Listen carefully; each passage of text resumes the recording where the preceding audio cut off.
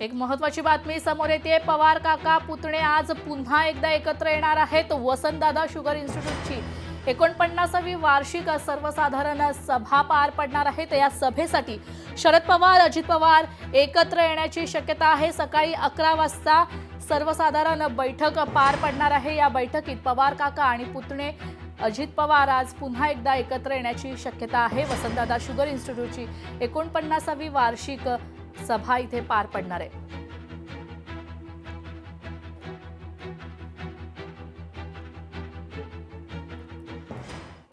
तर बातमी आहे वर्ध्यातून। वर्ध्यात सर्व रुग्णालयाचे फायर इलेक्ट्रिक ऑडिट करा असं पालकमंत्री डॉक्टर पंकज भोयर यांचे आदेश आहेत।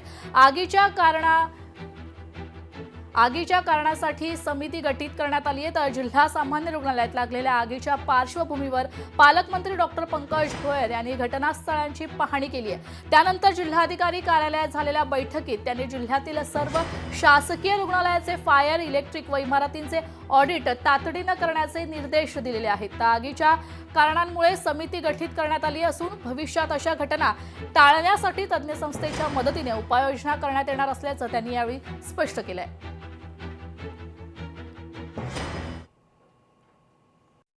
वर्धा जिल्हा शासकीय रुग्णालयामध्ये 23 तारखेला एक आग लागली होती। त्याच्यामुळे सुदैवानं कुठली जीवितहानी झाली नाही, परंतु भविष्यात अशा घटना घडू नये याच्याकरता पाहणी करण्यात आली, प्रशासनासोबत चर्चा करण्यात आली आणि ही आग कशामुळे लागली याची चौकशी समिती देखील त्या ठिकाणी नियुक्त करण्यात आली। लवकरच त्या समितीचा अहवाल समोर येईल।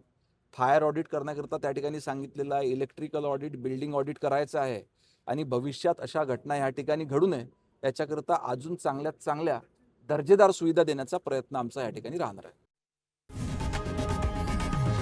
लोकशाही मराठी ऐका, पहा, जागरूक रहा।